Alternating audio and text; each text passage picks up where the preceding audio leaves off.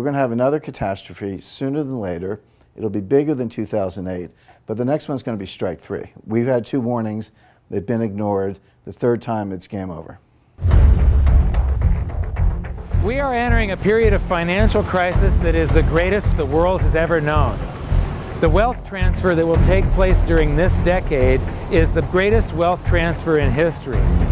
Wealth is never destroyed, it is merely transferred, and that means that on the opposite side of every crisis there is an opportunity. The great news is that all you have to do to turn this crisis into your great opportunity is to educate yourself. I believe that the best investment that you can make in your lifetime is your own education. Education on the history of money, education on finance, education on how the global economy works, education on how all of these guys, the central bankers, the stock market, how they can cheat you, how they can scam you. If you learn what is going on and how the financial world works, you can put yourself on the correct side of this wealth transfer. Winston Churchill once said that the further you look into the past, the further that you can see into the future. This program is all about creating your own crystal ball, being able to gaze into the future, being able to change this crisis, the greatest crisis in the history of mankind, into your great opportunity.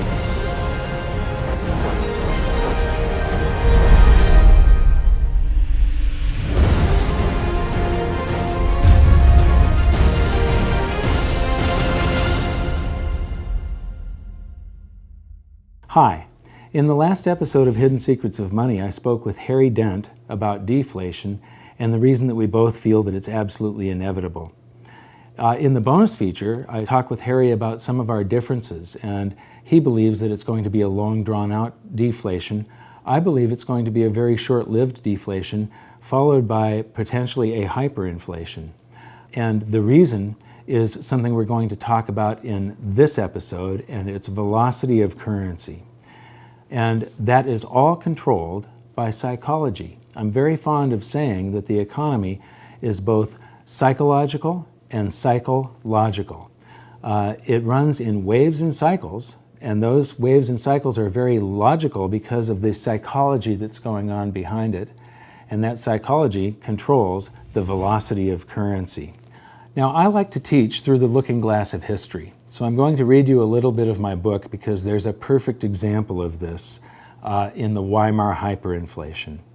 And after I'm done with the book, we're going to come back and we're going to look at some data so that you get a full understanding of what velocity of currency is and how it affects you. So, on page 16, we have, at the beginning of World War I, Germany went off the gold standard and suspended the right of its citizens to redeem their currency, the mark, for gold and silver. Like all wars, World War I was a war of and by the printing press. The number of marks in circulation in Germany quadrupled during the war. Prices, however, had not kept up with the inflation of the currency supply, so the effects of this inflation were not felt. The reason for this peculiar phenomenon was because in times of uncertainty, people tend to save every penny, and World War I was definitely a time of uncertainty. So even though the German government was pumping tons of currency into the system, no one was spending it, yet.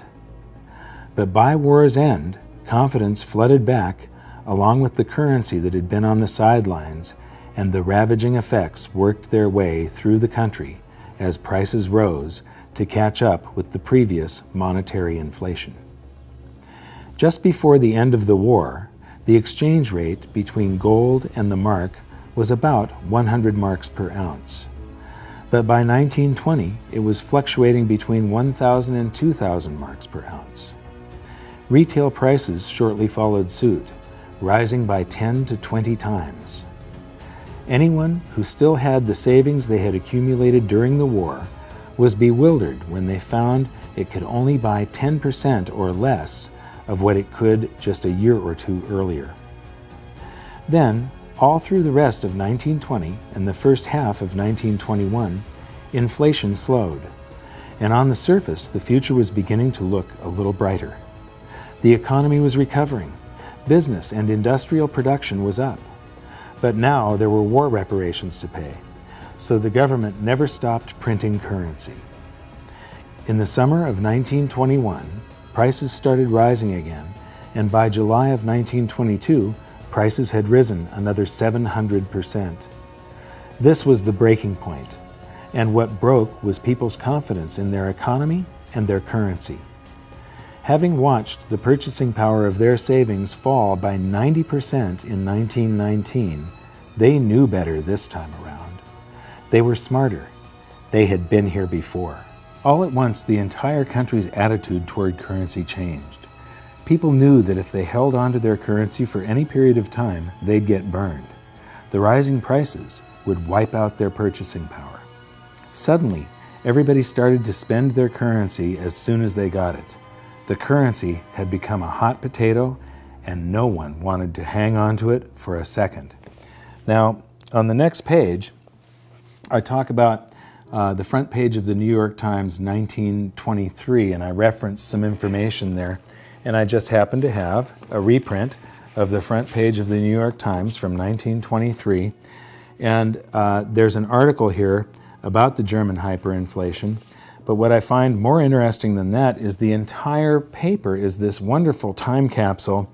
And if you replaced the names and dates and names of countries and so on in most of these articles, it would all be pertinent today. You'd think that you were reading today's newspaper. But when it comes to this article on the German hyperinflation, it talks about these paper mills pumping out 45 billion marks per day. Now, this is the February edition of the New York Times. By November, those paper mills were pumping out 500 quadrillion marks per day.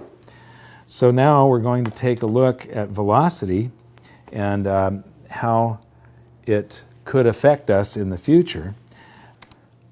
So this is me. Now, I developed this keynote presentation to make understanding velocity easy. Most economists make it sound really complex and people don't think they can understand it. But stick with me, I think you'll enjoy this. When you're measuring velocity, you're measuring the number of times each unit of currency changes hands. I'm going to have lunch and I'm going to pay the waiter, I'm going to tip him $1.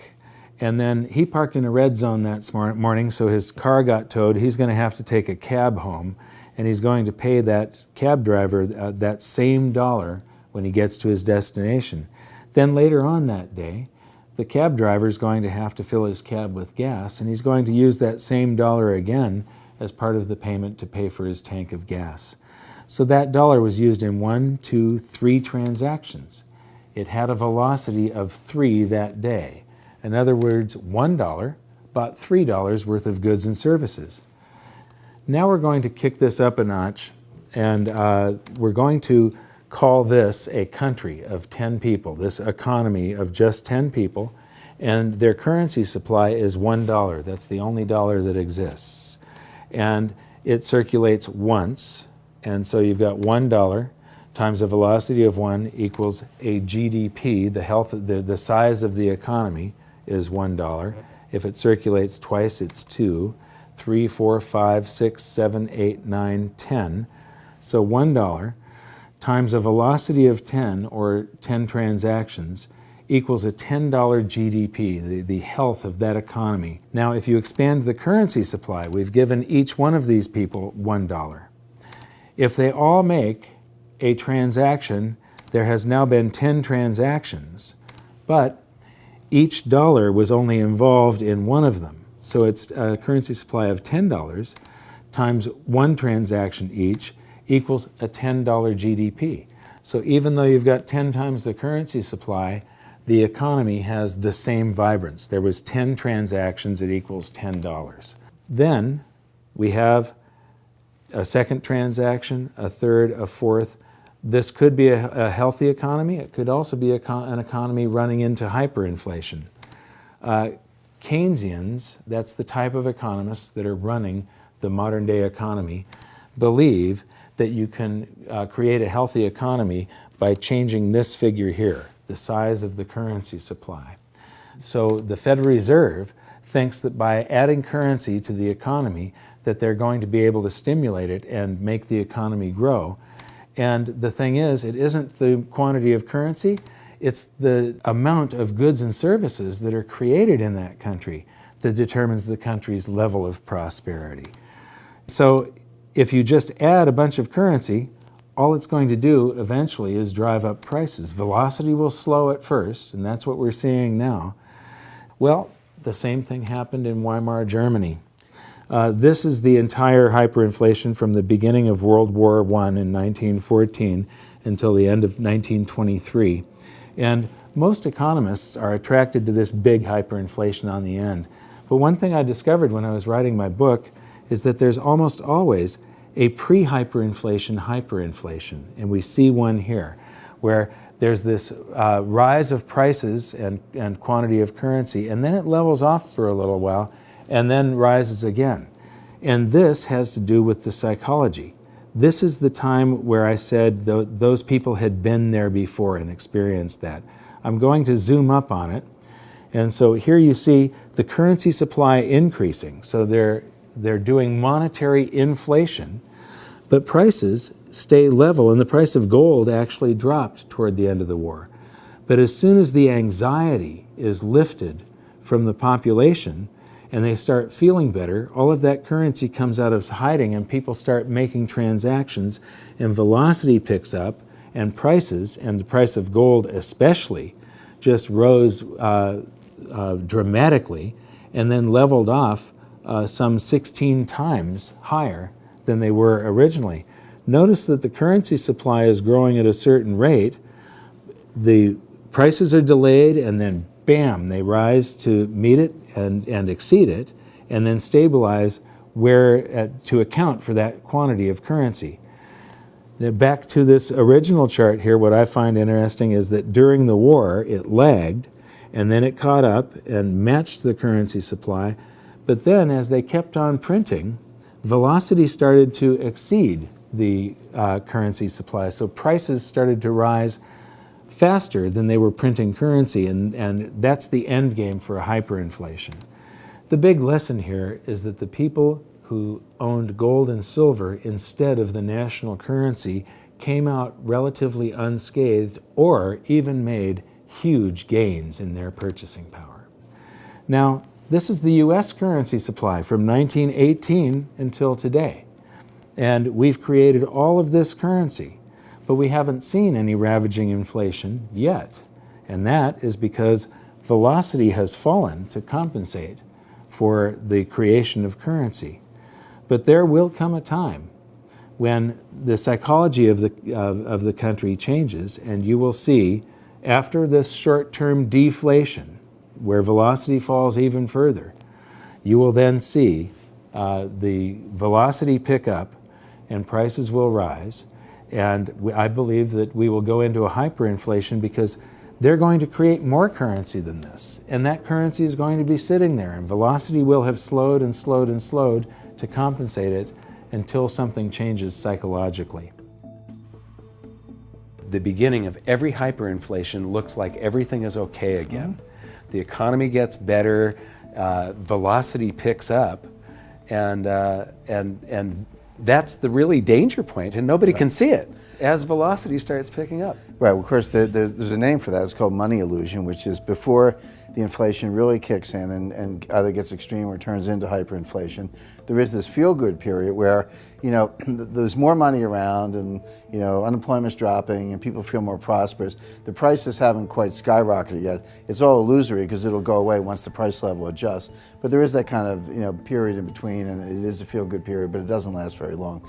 But you're making a very good point, which is a lot of people assume that inflation is a function of money supply or money printing, and that's not right. It's a partial function of money supply, but the other part of the function is behavioral. It has to do with velocity, which is just a psychological phenomena. Do you feel good? Do you want to go out for dinner? Do you want to take your friends? Do you want to take a vacation, or do you want to stay home, leave your money in the bank, and watch TV? Those are two different states of the world, based a lot on your confidence and how you feel. Both things have to come together to get the kind of inflation the Fed wants. Now here's the problem.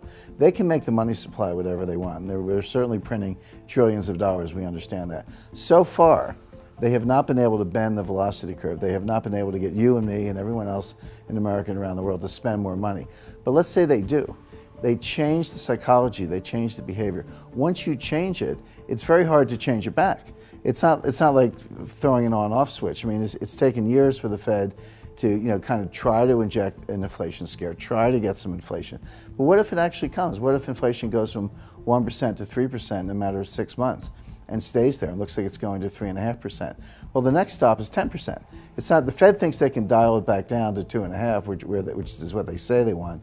But what they'll find is once that velocity, once that behavioral genie is out of the bottle, they won't be able to get it back in. It'll take off. It'll take on a life of its own. What's the Fed going to do? Raise interest rates to 10% with unemployment of 7%? I mean, people go down and burn down the Fed. I mean, there are limits on what they can do. But the point is, once it starts, and you're exactly right, it's a feedback loop. It feeds on itself. The Fed thinks they can control it. They're wrong. The behavioral aspect of it will be out of control, and like I say, we'll be on our way to 10%, if not worse. It seems like all of these bright minds that want to run things, none of them trust the free market mechanism. Well, I think that's right. They will talk to you ad nauseum about the failures of the free markets without realizing that most of the so-called failures are actually the result of misguided government policies from prior times. I'll give you a classic example. 1998 was a warning. That's, started in 1997, capital outflows from emerging markets, started in Thailand. There was blood in the streets in Jakarta and Seoul, made its way to Russia. Russia imploded, took down the hedge fund long-term capital management. I was associated with that, so I had a front row seat on that disaster. And finally, the world built a firewall around Brazil, and Brazil did not collapse, although it would have been the next domino to fall. Now, there was a clear-cut lesson. Capital markets came within hours of complete closure. And I was there. I sat with Peter Fisher, who was head of open market operations at the Fed, his associate Dino Cost. We were on the phone with Bill McDonough, president of the Federal Reserve Bank of New York. Gary Gensler was there from the Treasury, all the lawyers, all the bankers on Wall Street. We were trying to hold this together. Now, we did bring it in for a soft landing, so the world has kind of forgotten about that episode. But it was extremely close and extremely delicate. We were literally hours away from shutting down global bond markets and stock markets. Now, what lessons were learned? Well, the lessons... Well, that cascades into the credit card not working and the gas not coming out Correct. of the pump. That's right. There would have been a global bank holiday, we were Yes. hours away from that. Now, it didn't happen, so everyone's like, oh, no big deal, it's fine, but there were some lessons that should have been learned. Banks should have been broken into smaller units. Derivatives should have been banned, et cetera. There were things that should have been learned from that. Instead, what did we do? We did the opposite. We repealed Glass-Steagall, which allowed banks to be hedge funds. We repealed swaps regulation, which allowed them to create swaps and derivatives on all kinds of other things that had never been done before. We repealed the net capital rule for broker-dealers, so instead of 15-to-1 leverage, you were allowed to have 30-to-1 leverage, which Lehman had on the day it went down. We implemented Basel II, which allowed banks to use more leverage. We did the exact opposite of what we should have learned in 1998. Is it any surprise that 10 years later, we had a bigger catastrophe, almost destroyed capital markets again, and now here we are not learning the lessons again. We haven't done anything we need to do, so therefore, we're going to have another catastrophe sooner than later. It'll be bigger than 2008, but the next one's going to be strike three. We've had 2 warnings, they've been ignored. The third time, it's game over. I don't see any particular difference between my outlook and yours. Certainly a situation where society owes more than it can pay and where it has to default, either honestly or dishonestly, is deflationary. Debt liquidation. Honestly being just a default. We are bankrupt, we can't pay you. Yeah. Dishonestly inflating the debt away. Exactly. Honestly would be to say to the bondholders, yeah, that's right, we say we're going to pay you back, and we say we're going to pay you back with interest. Well, too bad, so sad. Times are tough, we lied. Strong letter to follow, right? Say to guys like me, you're 60? Yep, I know you're supposed to get Social Security when you're 62 or 65. The truth is, we don't have the money, so you're not going to get it, right? That's the honest way. I think the yield to politician is very low with regards to the honest way. So I think that we're going to have deflationary scares, and I think we're going to have deflationary events. I think we're going to have asynchronous events like long-term capital management and things like that, that will initially have deflationary outcomes. But I suspect, like you, that the demand for the public will be for the big thinkers to solve that problem and solve it in the only way they know how, which is to fill every crack, even the Grand Canyon, with currency. So how is this all going to play out? You know, I don't know exactly, but what I do know is that the longer this goes on, the bigger it's going to be. And I wrote about some of the possibilities in my book. And this was written before the crisis of 2008. And so in here, I refer to Ben Bernanke, but I'm going to change that to just the Federal Reserve or central banks for you right now. So, the day of reckoning will come when millions of baby boomers reach the age where they have to take mandatory distributions from their IRAs. As they find that the investments they were counting on for their retirement, their homes and their IRAs full of mutual funds, have actually lost value, that the amount of stuff that they can buy from the proceeds if they sell their home is actually less than when they bought their home. And as they realize that their dream of a comfortable retirement was just that, a dream, all those boomers will get scared and pull in their horns. They will stop spending. They will start selling off their assets, and the greatest stock market crash in history will unfold as more and more boomers panic and sell. I believe this will also be accompanied by the greatest real estate crash the world has ever known. This perfect storm of bankruptcies and foreclosures will cause the currency supply to contract as the giant credit bubble pops, and all those big spenders become big savers. When people save their currency, it stops circulating. The economic engine runs out of oil, and the whole thing locks up. This is every central banker's worst nightmare. This is real deflation, and the world's central bankers are about to discover the true scale of the horrors of a credit bubble implosion. When this happens, the Federal Reserve will once again send out its armada of money bomb dropping helicopters, but this time something will be different. Something will have gone horribly wrong. The bombs will have been defused. The Fed will try pumping the banking sector by buying up every kind of debt they can get their hands on, but to no avail. They will go to the extraordinary measures that they had said they were prepared to go to. They will buy every mortgage, mortgage-backed security, and any other type of debt that panicky investors and banks are trying to sell, but nothing good will come of it. They will start buying stocks to buoy the stock market, but retail sales will continue to plunge. They will try broad-based tax cuts, but it won't jumpstart the economy. They will work with foreign central banks to buy each other's debt, but the global economy will continue to plummet. People will finally see through the veil. They will see what Dorothy, the Scarecrow, the Lion, and the Tin Man saw, that the Wizard of Oz is really just some dopey old guy frantically pulling levers.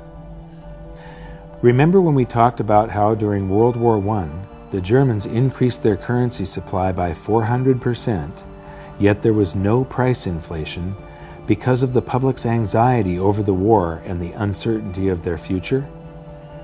Imagine the anxiety 75 million baby boomers will feel as they approach retirement, only to find their homes and their mutual funds are now worth next to nothing. The nest egg, ladies and gentlemen, has just cracked. When they get their tax rebates, are they going to buy that new big screen TV and the latest cell phone? I think not. I think they're going to save every dime they can get their hands on, just like in Germany during the war.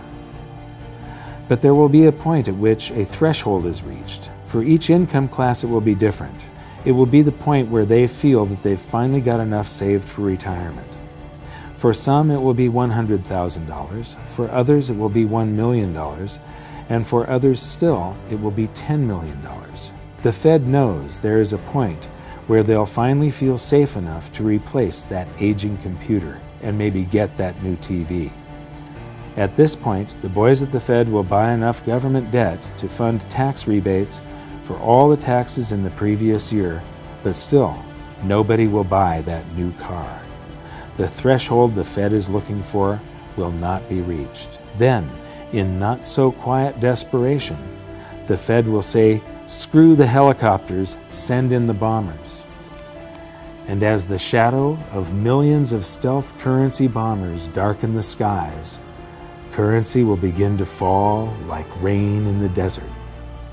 As Joe Sixpack and John Q get tax rebate checks in the mail for all the taxes they paid during their entire lifetimes, fear will be temporarily alleviated and some of that currency will come out of hiding, just as in Weimar Germany. Prices will rise quickly and dramatically as all that stored up currency energy is released. In a panic, the Fed will call back the bombers, but it will be too late. There's nothing they will be able to do to stop it now because the hyperinflation will have already begun. The Dow will begin an invisible crash of epic proportions and gold prices will shoot to the moon. If you are wise enough to moor your boat in the safe harbors of gold and silver and other commodities, you will weather the storm. It won't be pretty, but at least you'll be safe. At this point, confidence in the currency will fall faster than it can be created. Cost of living increases for government employees, and the costs of all government projects, the subcontractors, the labor, the materials, will all skyrocket. And each time more currency is created to pay for the increases, the value of the currency will fall even faster. In times like that, governments have only two choices: shut down the government and all of its projects and services, send everybody home without pay, turn off the printing presses, and wait for the free market system to discover price levels that account for the quantity of the currency in the supply, or print the currency into oblivion. Governments have always chosen the latter. But the stored up energy of excess currency creation doesn't have to take place within the United States, and it doesn't necessarily have to be in the future. In fact, there is an abundance of stored up currency just waiting to be released right now. As I mentioned earlier, all the dollars we sent overseas to other countries to buy their goods and services are now sitting in their bank accounts, just waiting to be spent. Eventually, the world economy will lose faith in the US dollar and will want to dump it by buying up goods. And as all those dollars come flooding back into the US, it will, of course, cause the prices of those goods and services to rise, and could, and probably will, trigger a scenario much like the one I have just finished describing. Throughout history, economists have suffered from what I like to call this time syndrome. This time, they've become masters of the economic universe. This time, they've figured it out. This time, they've tamed the economy. This time, they've mastered the art of infinite currency amplification. This time, a fiat currency will work. History gives this a probability of 0. Each time we sailed toward economic doom, the greatest financial minds in the world were at the helm. Do you really think we should continue letting them steer the ship? I think not. It would be nice if we started listening to people that have been right rather than the people that have theories. And it would be great if they would allow the free market to work, but that's not the way it's going to happen. The people that have the theories will continue to rule, and we will vote for people that don't know what they're doing. And so the best that we can do is try to protect ourselves and even, potentially benefit from government and economists' stupidity. And so the way you do that is by learning as much as you can about what's happening and developing your own opinions on what is coming at you, rather than being reactionary. And you can do that by watching some of the bonus feature. Just click the info button and we'll see you in the bonus feature. And until next time, until the next episode, see you there.